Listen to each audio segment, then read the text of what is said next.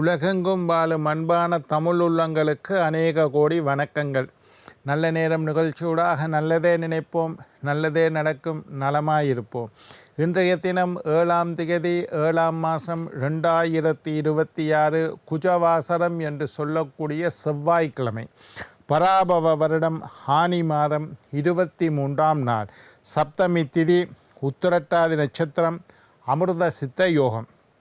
இன்றைய தினம் ராகு காலம் 3 மணி முதல் 4:30 மணி வரை. இன்றைய தினம் யமகண்டம் 9 மணி முதல் 10:30 மணி வரை. இன்றைய தினம் நல்ல நேரம் 10:30 மணி முதல் 12 மணி வரை. இன்றைய தினம் குளிகன் நேரம் 12 மணி முதல் 1:30 மணி வரை. இன்றைய தினம் பூரம் உத்திரம் நட்சத்திரக்காரர்களுக்கு சந்திராஷ்டம தினம். பூரம் உத்திரம் நட்சத்திரக்காரர்களுக்கு சந்திராஷ்டம தினம். சூளம் வடக்கு, பரிகாரம் பால். என்ன நேர்களே, வாருங்கள் இனி இன்றைய தினத்திற்குண்டான ராசி பலன்களை பார்க்கலாம்.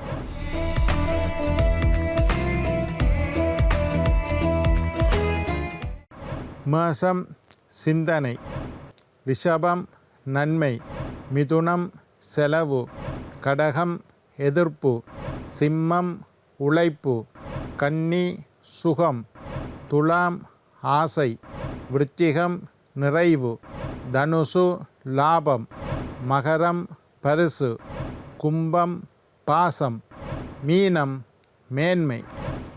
ஆன்மீக தகவல் பகுதியில் தொடர்ந்து உங்களை சந்தித்து வருவதில் மட்டற்ற மகிழ்ச்சி அடைகின்றேன்.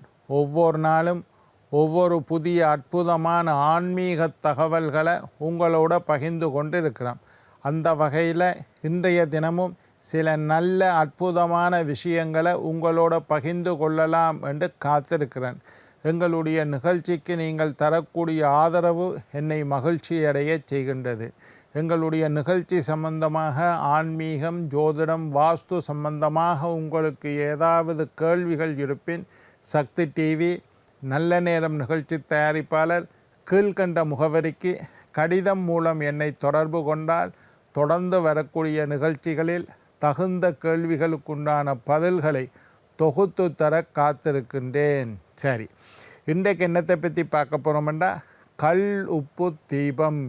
நிறைய பேர் இதை சொன்னதை கேட்டு நிறைய பேர் செய்து பயனடைந்துள்ளார்கள். நான் சொல்கிற இந்த விஷயம் இல்லாட்டி நான் சொல்கிற மற்ற பரிகாரங்கள் கூட பெரிய செலவு ஆவதல்ல. 5000 10,000 ரூபா செலவழித்து செய்ய வேண்டிய பரிகாரம் இல்லை. சிலது 1-2 பரிகாரம் அப்படி இருந்தாலும் நான் சொல்லக்கூடிய பல பரிகாரங்கள் எளிமையாக செய்யக்கூடிய பரிகாரங்கள், வீட்டில் கிடைக்கக்கூடிய பொருட்களை வைத்து செய்யக்கூடிய பரிகாரங்கள். கடைக்கு போனாலும் ஒரு 50-100 ரூபா 500 ரூபாய்க்குள்ளே வாங்கக்கூடிய பொருட்களை வைத்து செய்யக்கூடிய பரிகாரம். பச்சை கற்பூரத்தை பற்றி நிறைய சொன்னேன். மிஞ்சினா ஒரு 100 கிராம் 50 கிராம் பச்சை கற்பூரம் ஒரு 300 ரூபா 500 ரூபா வந்துச்சு. இது இல்லை, அதை வச்சு செய்யக்கூடிய பரிகாரம். இன்றைக்கு நான் சொல்கிறது கல்லுப்பு பரிகாரம். கல்லுப்பு பரிகாரத்தை பற்றி இதுக்கு முதலும் 2-3 தரம் பேசியிருக்கிறேன். எத்தனை தரம் பேசினாலும் காணாது. திரும்பி பேச சொல்லி கேட்குறீங்க. இன்றைக்கு உங்களுக்காக நான் திரும்பி சொல்லித்தரேன். நிறைய பேர் இந்த பரிகாரத்தை செய்துள்ளீர்கள். எளிமையான பரிகாரம், செலவில்லாமல் செய்யக்கூடிய பரிகாரம். இதில் காசு பணம் ஒன்றும் இல்லை. என்ன வந்தால் போகுது போனால் போகுதுன்ட்டு ஒரு முறை செய்து தான் பாருங்களேன். சொல்கிறதெல்லாம் காதால் கேட்டு இந்த காதால் கேட்டு அந்த காதால் விட்டீங்கள்ட பிரயோசனம் இல்லை. நிறைய பேர் ஆர்வத்தோடு கேட்குறீங்கள், நிறைய பேர் செய்கிறீங்கள். பயனடைந்ததுக்கு பிறகு எனக்கு ஃபோன் பண்ணி சொல்லுறீங்கள், ஐயா நீங்கள் சொன்னதை கேட்டு நாங்கள் செஞ்சோம், நல்லா இருக்கிறோம் ஐயா. எனக்கு ரொம்ப சந்தோஷம். அதை விட பெரிய சந்தோஷம் உலகத்தில் ஒன்றும் இல்லை. சரி, திரும்பவும் இன்றைக்கு கல்லுப்பு பரிகாரத்தை பற்றி சொல்ல போகிறேன். வீட்டில் கல்லுப்பு குறையக்கூடாது. நான் எப்பவும் சொல்லியிருக்கிறேன், சமையல் பாத்திரத்தில், ஒரு பானையிலையோ, ஒரு பாத்திரத்துலேயோ, ஒரு டப்பாவிலேயோ, ஒரு போத்தல்லையோ கல்லுப்பை போட்டு வையுங்கள். அது நிறைய இருந்து கொண்டே இருக்க வேண்டும். கல்லுப்பு தீர்ந்து போகக்கூடாது, முடிந்து போகக்கூடாது. கடைசியாக முடியும் மட்டும் வாங்காமல் இருக்கக்கூடாது. கொஞ்சம் குறையுதுன்றோனையே வாங்கி நிரப்பி வச்சிடணும். கல்லுப்பு ஒரு நாளும் வீட்டில் முடியக்கூடாது. ஒரு பானை நிறைய கல்லுப்பு, விலை இல்லை, உப்பு பெரிய விலை இல்லை, பானை நிறைய கல்லுப்பை வாங்கி போட்டு வையுங்க. வீட்டில் உப்பு ஒரு பாத்திரம் நிறைய நிரம்பி வழிந்திருந்தால் அந்த வீட்டில் செல்வமும் செல்வாக்கும் நிறைந்திருக்கும் என்பது சான்றோர் வார்க்கு. உப்புட்டவனை உள்ளளவு மறவாதே என்று சொல்வார்கள். உப்பு சமையலுக்கு மிக முக்கியமானது, லக்ஷ்மி கடாட்சமானது, மங்களகரமானது. புதுசாக வீடு வாங்கி போய்கள உப்பு கொண்டு போய் வைப்பினோம். உப்பு பேக்கெட், உப்பு பருப்பு அரிசி எல்லாம் வைக்கிறது வளம். மங்களகரமான ஒரு பொருள் உப்பு, அதிர்ஷ்டம் தரக்கூடிய பொருள், மகாலட்சுமிக்கு பிரியமான பொருள். கடல்லிருந்து கிடைக்கிற கல்லுப்பு பானை நிறைய இருக்கணும். ஒரு சட்டியை, வாய் அகண்ட சட்டி ஒன்று எடுத்துக்கொள்ளுங்க. இப்போ இந்த கல்லுப்பு தீபத்தை பற்றி சொல்ல போகிறேன். ஒரு வாய் அகண்ட மண் சட்டி ரொம்ப விசேஷம். நாங்கள் ஏதோ மண் சட்டி என்றால் கூடாதுன்ட்டு நினைக்கும். மண் சட்டி தான் எல்லா பரிகாரத்துக்கும். சில்வர் பாத்திரத்தை விட, அலுமினிய பாத்திரத்தை விட மண் சட்டி ரொம்ப விசேஷம். ஒரு மண் சட்டி, வாய் அகண்ட மண் சட்டி ஒன்று எடுத்துக்கணும். இந்த வீட்டில் சமைக்கிறது, கறிகள் வைக்கிறதுக்கு பயன்படுத்துகிற மாதிரி வாய் அகண்ட மண் சட்டி. அந்த மண் சட்டி நிறைய உப்பை போட்டு கோபுரம் மாதிரி செய்து வைத்து கொள்ளுங்கள். ஒரு வாய் அகண்ட மண் சட்டி எடுங்கோ.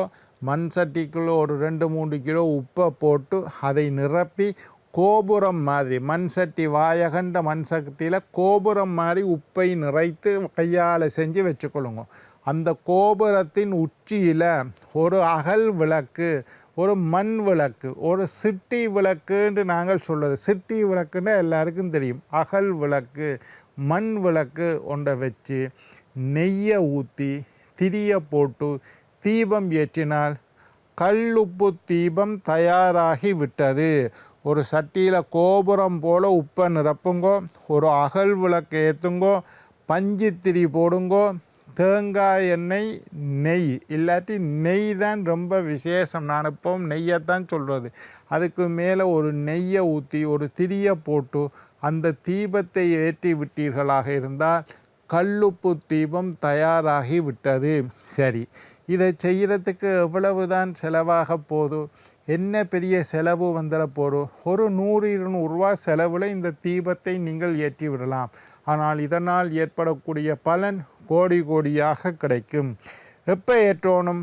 வெள்ளிக்கிழமை ஏற்ற வேண்டும். பஞ்சுத்திரி போடுங்க, வெள்ளிக்கிழமை ஏற்ற வேண்டும். ஒரு வெள்ளிக்கிழமையில் இதை தொடங்கணும். ஏதாவது ஒரு விஷயத்தை நினைத்து 48 தினங்கள் இந்த கல்லுப்பு தீபத்தை ஏற்றி வாருங்கள். நீங்கள் நினைத்தது நடக்கும். அதுக்காக நீங்கள் பெருசாக உங்களுடைய அளவுக்கு மீறி, உங்களுடைய வசதிக்கு மீறி பெரிய அளவில் ஒரு விஷயத்தை நீங்கள் நினைக்கக்கூடாது. உங்கள்கிட்ட பாஸ்போர்ட்டே இல்லை, வெளிநாட்டுக்கு போகணும்னு நினைச்சா நடக்குமா? நடக்காது. அந்த வாய்ப்புள்ளவர்கள் அதை நினைக்கலாம். அது மாதிரி நியாயமான கோரிக்கை, உங்கள் தகுதிக்கு ஏற்ப கோரிக்கை, உங்களுடைய வரம்புக்கு ஏற்ற விஷயம், உங்களுக்கு முடிந்த விஷயத்தை பற்றி நினைத்து கொள்ளுங்கள். நினைத்து கொண்டு 48 தினங்கள் இந்த கல்லுப்பு தீபத்தை ஏற்றி வந்தால் நீங்கள் நினைத்தது நடக்கும். உப்பு மகாலட்சுமி, அது மலிவான பொருள்ன்றதுனால அதை பற்றி நீங்கள் தவறாக நினைக்கக்கூடாது. உப்பு மகாலட்சுமி, மகாலட்சுமியின் அம்சம் பொருந்தியது. திருப்பாற்கடலில் பெருமாள் பள்ளி கொள்ளுறார். அந்த பெருமாளினுடைய கால் அமைக்கி கொண்டு மகாலட்சுமி இருக்கிறார். கடலை கடைந்த போது தான் அமிர்தம் உட்பட எல்லா பொருட்களும் வந்தது. அதனால் அந்த கடலில் இருந்து வரக்கூடியது தான் உப்பு. மகாலட்சுமியின் அம்சம் நிறைந்தது கல்லுப்பு.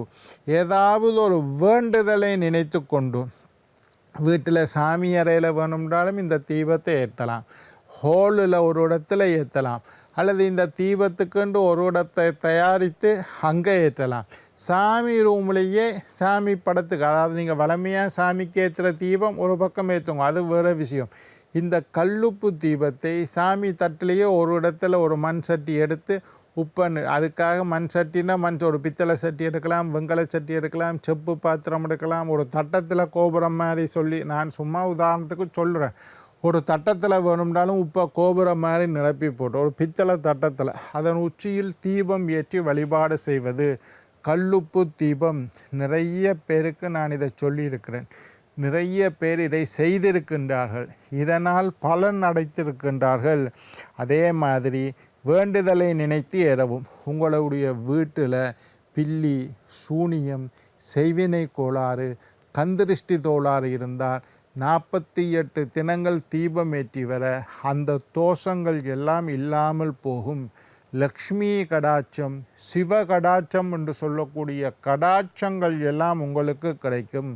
கடன் பிரச்சனையில் இருக்கக்கூடியவர்கள் எங்களுடைய கடன் பிரச்சனை தீர வேண்டும் என்று நினைத்து இந்த தீபத்தை ஏற்றினால் 48 தினங்களுக்குள்ள ஏதாவது ஒரு முடிவு உங்களுடைய கைக்கு கிடைக்கும்.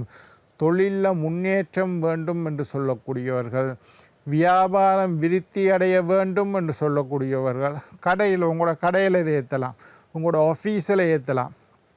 எங்கே வசதியோ அங்கே இடம் முக்கியமல்ல, சுத்தமான ஒரு இடத்துல இந்த தீபத்தை ஏற்றலாம். குடும்பத்தில் அமைதி வேண்டும் என்று நினைக்கக்கூடியவர்கள் இந்த தீப பரிகாரத்தை செய்யலாம். லக்ஷ்மி கடாட்சம் வேண்டும் என்று நினைக்கக்கூடியவர்கள், சிவகடாட்சம் வேண்டும் என்று நினைக்கக்கூடியவர்கள், மங்கள காரியங்கள் நடக்க வேண்டும் என்று நினைக்கக்கூடியவர்கள், என்ன பிரச்சனை இருக்கோ அதை நினைத்து இந்த தீபத்தை ஏற்றினால் 48 தினங்களுக்குள் உங்களுக்கு ஒரு முடிவு கிடைக்கும். என்ன நேயர்களே, நாளை மற்றொரு நிகழ்ச்சியில் உங்களை சந்திக்கும் வரை உங்களிடம் விடைபெறுவது உங்கள் ஜோதிட சித்தர் டாக்டர் ராஜராஜ குருக்கள்.